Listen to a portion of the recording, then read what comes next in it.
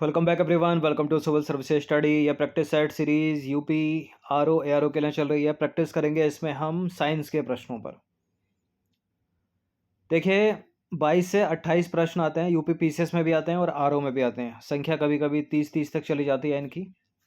और उसमें भी सबसे ज़्यादा जो पोर्शन होता है वो बायोलॉजी का होता है, यानी जंतु विज्ञान का।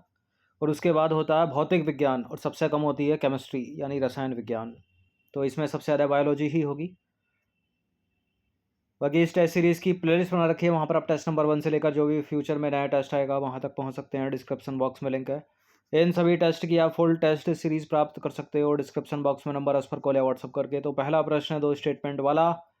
निम्नलिखित कथनों पर विचार करेंगे। राइजो फिल्ट्रेशन जल के जैव उपचार की एक तकनीक है और इसका जो प्रयोग है वो प्राकृतिक नम भूमियों ज्वालामुखों में प्रदूषकों की मात्रा को कम करने हेतु किया जाता है। कौन सा इसमें सही होगा?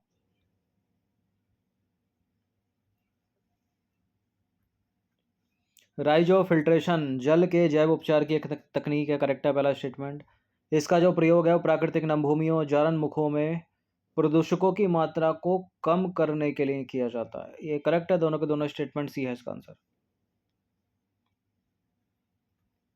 तो राइजो फिल्ट्रेशन फाइटो रेमिडिएशन का एक रूप है जिसमें विषाक्त पदार्थों या अतिरिक्त पोषक तत्वों को हटाने के लिए जड़ों के द्रव्यमान के माध्यम से दूषित भूजल, ठीक है, यानी जो पोल्यूटेड ग्राउंड वाटर है, सतह पानी और अपशिष्ट जल को फिल्टर इसमें किया जाता है।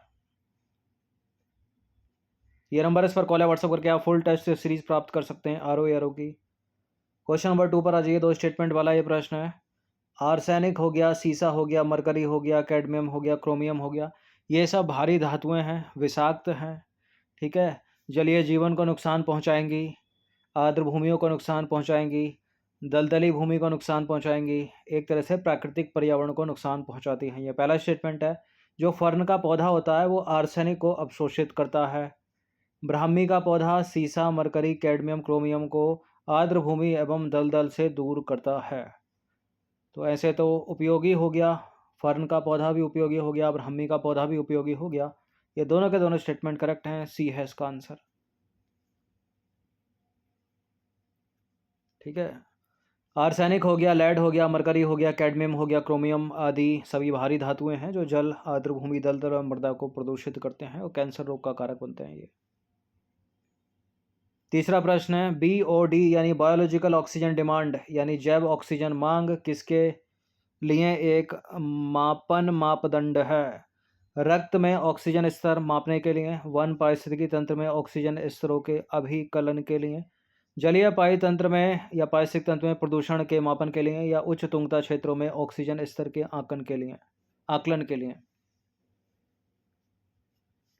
देखिए यह है जलीय पारिस्थितिक तंत्र, इसमें फैल गया प्रदूषण, तो इसमें जो घुलित ऑक्सीजन होगी, जल में घुलित ऑक्सीजन यानी डिजॉल्व ऑक्सीजन होगी, वो कम हो जाएगी एक तरह से, यानी इसकी BOD बढ़ेगी या घटेगी? इसकी BOD जो है वो बढ़ जाएगी, यानी बायोलॉजिकल ऑक्सीजन डिमांड, ठीक है, ऑक्सीजन की मांग बढ़ जाएगी। क्यों बढ़ जाएगी? क्योंकि कम है ऑक्सीजन, जल में प्रदूषण फैल गया है। तो जलीय पारिस्थितिक तंत्र में प्रदूषण मापने के लिए जो है BOD मानक मापदंड है। देखिए ऑक्सीजन की वह मात्रा जो जल में कार्बनिक पदार्थों के जैव रासायनिक अपघटन के लिए आवश्यक होती है, जैव ऑक्सीजन मांग या BOD या बायोलॉजिकल ऑक्सीजन डिमांड उसको कहते हैं। जल प्रदूषण की मात्रा को जैव ऑक्सीजन मांग के माध्यम से मापा जाता है, बायोलॉजिकल ऑक्सीजन डिमांड से, कि कितना जल प्रदूषित है। जितनी मांग ज़्यादा उतना जल प्रदूषित ज़्यादा, जल में घुलित ऑक्सीजन कम उतनी ही। चलिए, बेंजीन प्रदूषण कौन कौन उत्पन्न करेगा? इनमें से निम्नलिखित में से कौन से कारण या कारक बेंजीन प्रदूषण उत्पन्न करते हैं? तंबाकू का धुआं, लकड़ी का जलना, स्वचालित वाहन द्वारा निष्कासित पदार्थ, रोगन किए गए लकड़ी के फर्नीचर का उपयोग, या पॉलीयूरेथेन से निर्मित उत्पादों का उपयोग। तंबाकू के धुएं में तो है बेंजीन, अब जहाँ जहाँ दो नहीं है उसको हटा दीजिए। लकड़ी के जलने से भी निकलेगी बेंजीन, स्वचालित वाहन द्वारा निष्कासित पदार्थों में होती है बेंजीन, पहला दूसरा तीसरा हो गया। और रोगन किए गए लकड़ी के फर्नीचर का उपयोग और पॉलीयूरेथेन से निर्मित उत्पादों का उपयोग। तो सारे के सारे हो गए ये तो 1 2 3 4 5 और इस तरह के प्रश्न एग्जाम में आते हैं तो अधिकतर सभी सही हो जाते हैं। तो विकल्प में दिए गए सभी जो है बेंजीन प्रदूषण उत्पन्न करते हैं। बेंजीन एक हाइड्रोकार्बन है जिसका अणु सूत्र होता है C6H6। बेंजीन का अणु 6 कार्बन परमाणुओं से बना होता है जो एक छल्ले की तरह जुड़े होते हैं तथा प्रत्येक कार्बन परमाणु से एक हाइड्रोजन परमाणु जुड़ा होता है। बेंजीन जो है वो पेट्रोलियम यानी क्रूड ऑयल में प्राकृतिक रूप से पाया जाता है। कोयले के शुष्क आसवन से अलग तरह तथा अलग तरह के प्रभाजी आसवन से बेंजीन बड़ी मात्रा में तैयार होता है। प्रदीपन गैस से प्राप्त तेल से फैराडे ने 1825 में सबसे पहले बेंजीन को प्राप्त किया था। और मिटसरले ने 1834 में बेंजोइक अम्ल से इसे प्राप्त किया और इसका नाम जो है वो बेंजीन रखा। तो बेंजीन, ये चीज़ बेंजीन है, ये नाम किसने रखा? मिटसरले ने 1834 में। बेंजीन रंगहीन होता है, मीठी गंध वाला होता है, अत्यंत ज्वलनशील द्रव है। इसका उपयोग एथिल बेंजीन और क्यूमिन आदि भारी मात्रा में उत्पादित रसायनों के निर्माण में होता है। चूँकि बेंजीन का जो ऑक्टेन संख्या है वो अधिक होती है इसलिए पेट्रोल में कुछ प्रतिशत तक इसको मिलाया जाता है। यह कैंसरजन्य है जिसके कारण इसका गैर औद्योगिक उपयोग कम ही होता है।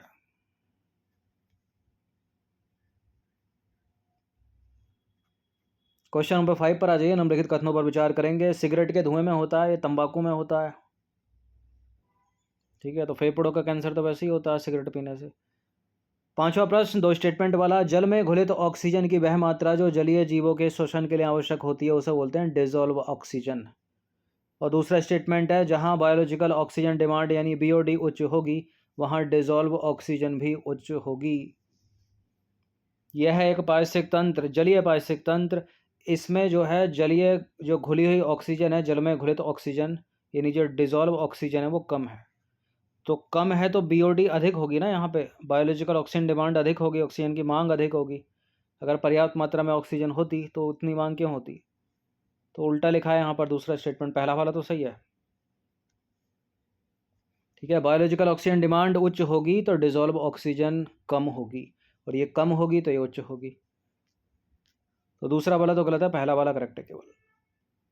देखिए, जहाँ बायोलॉजिकल ऑक्सीजन डिमांड यानी बीओडी होगी उच्च वहाँ डिसॉल्व ऑक्सीजन होगी निम्न, यानी जल में घुलित ऑक्सीजन की मात्रा कम होगी वहाँ पर। ग्रीन ऑस्कर के रूप में किसको जाना जाता है इनमें से? Whitley award, Tyler award, Ramon Magsaysay Gandhi शांति पुरस्कार। ग्रीन ऑस्कर है Whitley award, option number A है इसका आंसर। देखिए, विटले अवार्ड को ग्रीन ऑस्कर के रूप में जाना जाता है। यह प्रकृति संरक्षण में योगदान के लिए एक प्रतिष्ठित अंतर्राष्ट्रीय पुरस्कार है। निम्नलिखित में से किसको वृक्ष मित्र के रूप में जाना जाता है? सुंदरलाल बहुगुणा, विजय बहुगुणा, चंडी प्रसाद भट्ट, राजेंद्र सिंह। राजेंद्र सिंह को तो जल पुरुष के रूप में जाना जाता है, वृक्ष मित्र के रूप में जाने जाते हैं सुंदरलाल बहुगुणा। ठीक है, ऑप्शन नंबर डी है इसका आंसर। तो चिपको आंदोलन के कारण विश्व भर में सुंदरलाल बहुगुणा को वृक्ष मित्र के नाम से जाना जाता है और इन्हें भारत सरकार द्वारा 1981 में पद्मश्री और सन 2009 में पद्म विभूषण से अलंकृत किया था। उत्तराखंड वालों के लिए इंपॉर्टेंट है ये। ठीक है, सुंदरलाल बहुगुणा को पद्म विभूषण कब मिला था? 2009 में। क्वेश्चन नंबर 8 पर आ जाइए। जैव विविधता का सबसे महत्वपूर्ण पहलू इनमें से कौन सा है? औषधि, भोजन, औद्योगिक उपयोग, पारिस्थितिक तंत्र का निर्वहन।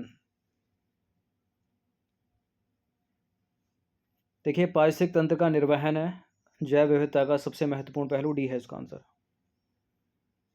तो जैव विविधता का सबसे महत्वपूर्ण पहलू विकल्पों में पारिस्थितिक तंत्र का निर्वहन है, डी है इसका आंसर।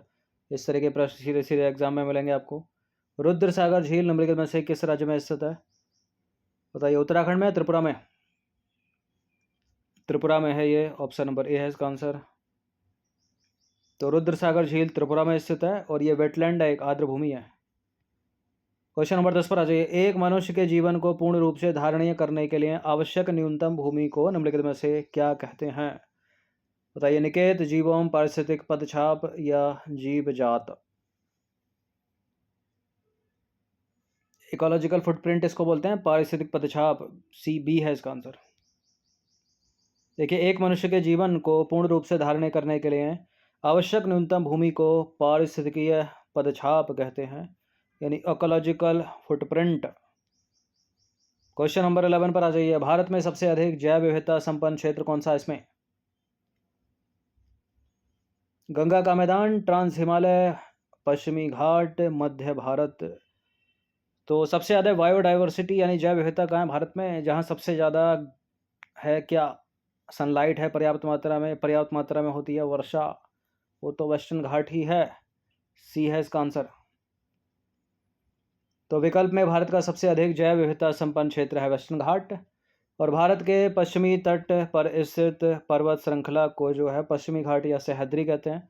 और दक्कनी पठार के पश्चिमी किनारे के साथ साथ यह पर्वत श्रृंखला उत्तर से दक्षिण की तरफ 1600 किलोमीटर लंबी है और विश्व में जैव विविधता के लिए यह बहुत महत्वपूर्ण है और इस दृष्टि से विश्व में इसका जो है 8वां स्थान है। और यूपीएससी सिविल सेवा तक में भी प्रश्न ये पूछा जा चुका है कि जो वेस्टर्न घाट है ना, वो कितने राज्यों में फैला हुआ, काउंट करके तमिलनाडु से, गुजरात से काउंट कर लो तमिलनाडु तक। ठीक है, गुजरात एक हो गया, उसके नीचे चलोगे तो महाराष्ट्र हो गया, उसके नीचे गोवा हो गया, फिर हो गया केरल, केरल के बाद आएगा कर्नाटक और नीचे जाओगे तो तमिलनाडु। तो कितने में फैल गया ये? 1 2 3 4 5 6, 6 में फैला हुआ वेस्टर्न घाट। और वर्ष 2012 में यूनेस्को ने वेस्टर्न घाट के 39 स्थानों को विश्व धरोहर स्थल घोषित किया था। ठीक है, इनमें कोंकण रेलवे भी है इन्हीं 39 में। चलिए 12वां प्रश्न, निम्नलिखित में से कौन सा एक प्रवाल विरंजन यानी कोरल ब्लीचिंग का सबसे अधिक प्रभावी कारक है? सागर का प्रदूषण, सागरों की लवणता में वृद्धि, रोगों एवं महामारियों का फैलना और सागरीय जल के सामान्य तापमान में वृद्धि। इन सभी से कोरल ब्लीचिंग होती है, कोरल मरते हैं। ठीक है, लेकिन सबसे अधिक प्रभावी है वो तापमान वाला, सागरीय जल के सामान्य तापमान में वृद्धि। सी है इसका आंसर। बड़ा ही इंपॉर्टेंट प्रश्न है ये, हमेशा इसको याद रखिएगा। तो प्रवाल विरंजन यानी कोरल ब्लीचिंग समुद्री तापमान और अम्लता में वृद्धि वैश्विक ऊष्मन सहित पर्यावरण दबाव के कारण होता है, जिससे सहजीवी सहवाल का मोचन यानी विनाश और प्रवालों की मृत्यु दोनों घटित होते हैं। कोरल का सर्वाधिक जो विनाश होता है वो होता है तापमान में वृद्धि के कारण, और हो रहा है।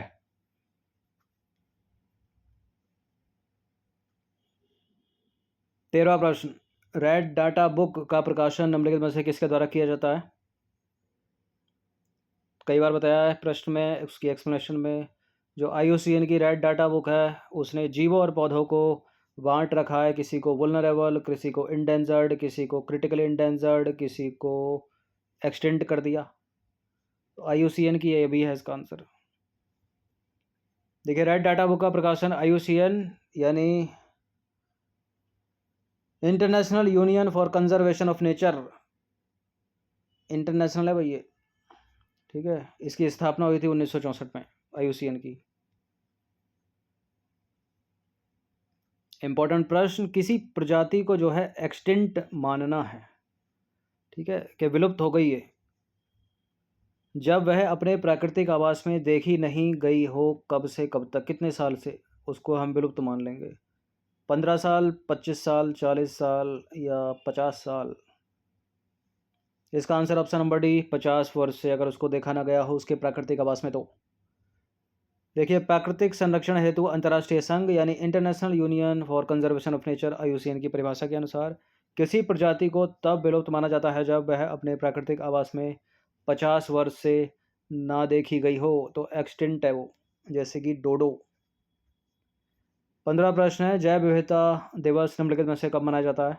22 मार्च को तो जल दिवस मनाते हैं, 22 मई को मनाते हैं बायोडाइवर्सिटी डे, जैव विविधता दिवस। देखिए, जैव विविधता संबंधी मुद्दों पर जागरूकता एवं समझ को बढ़ाने के उद्देश्य से संयुक्त राष्ट्र यानी UN ने 22 मई को अंतर्राष्ट्रीय जैव विविधता दिवस घोषित किया। क्वेश्चन नंबर 16 पर आ जाइए। ग्रीन हाउस गैसों की संकल्पना निम्नलिखित में से किसने दी थी?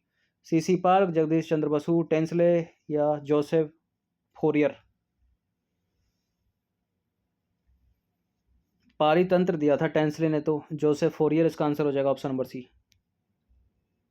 तो ग्रीन हाउस गैसों की संकल्पना जोसेफ फोरियर ने दी थी 1824 में। इंपॉर्टेंट प्रश्न क्वेश्चन नंबर 17 है। ठीक है, धान के खेत, कोयले की खाद्यान्नें, घरेलू पशु, वातावरण, ये तीनों के तीनों मीथेन उत्सर्जन के स्रोत हैं। पहला स्टेटमेंट।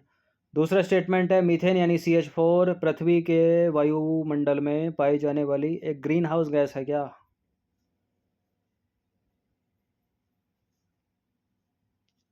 बिल्कुल ये करेक्ट है, दोनों के दोनों स्टेटमेंट। मीथेन एक ग्रीन हाउस गैस है पृथ्वी के वायुमंडल में। तो धान के खेत हो गए, कोयले की खाद्यान्नें हो गई, घरेलू पशु, वातावरण। मीथेन उत्सर्जन के स्रोत हैं। मीथेन यानी CH4 पृथ्वी के वायुमंडल में पाई जाने वाली एक ग्रीन हाउस गैस है। क्वेश्चन नंबर 18 पर आ जाइए। निम्नलिखित में से कौन सी एक प्राकृतिक रूप से वायुमंडल में पाई जाने वाली ग्रीन हाउस गैस नहीं है, पूछ रहा है। Methane, ozone, carbon dioxide, nitrogen oxide. देखिए मीथेन तो है, ओजोन भी है, कार्बन डाइऑक्साइड है क्या? ये भी है, लेकिन नाइट्रोजन के ऑक्साइड और सल्फर के ऑक्साइड ये एसिड रेन वाले हैं, अम्ल वर्षा कराते हैं, ये ग्रीन हाउस नहीं है। तो गलत है पहला स्टेटमेंट, वही आंसर अपना। इंपॉर्टेंट प्रश्न था ये। देखिए नाइट्रोजन ऑक्साइड प्राकृतिक रूप से वायुमंडल में पाई जाने वाली ग्रीन हाउस गैस नहीं है। पृथ्वी के वायुमंडल में पाई जाने वाली जो प्रमुख ग्रीन हाउस गैसें हैं वो हैं जलवाष्प यानी water vapour, carbon dioxide, methane, ozone, nitrous oxide और क्लोरोफ्लोरोकार्बन। तो nitrous oxide green house gas है, ना कि नाइट्रोजन ऑक्साइड। वो नाइट्रोजन सल्फर के ऑक्साइड जो है वो अम्ल वर्षा कराते हैं। Question number 19।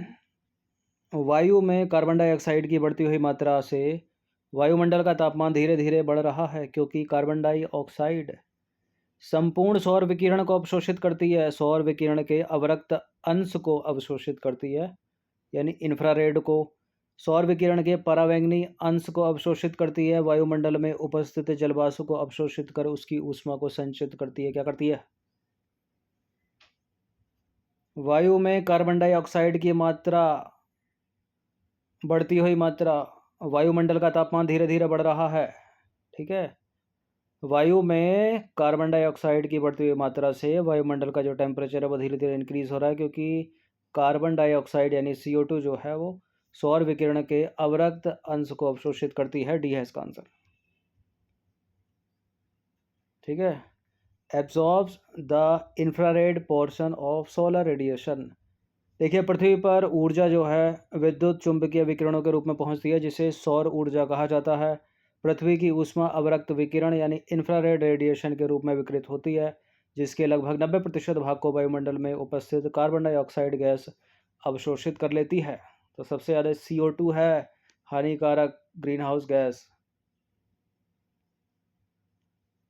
20वां प्रश्न, अंतिम प्रश्न, इंपॉर्टेंट प्रश्न। निम्नलिखित में से किस पर्यावरण में जैव द्रव्यमान का वार्षिक उत्पादन न्यूनतम होता है? यानी ये कहना चाह रहा है कि सबसे ज़्यादा जो प्रोडक्टिविटी है वो किस में कम है, इसमें। वो एक प्रश्न बड़ा पूछा जाता है कि बढ़ती हुई घटती हुई मात्रा में लगा दो उत्पादकता के अनुसार।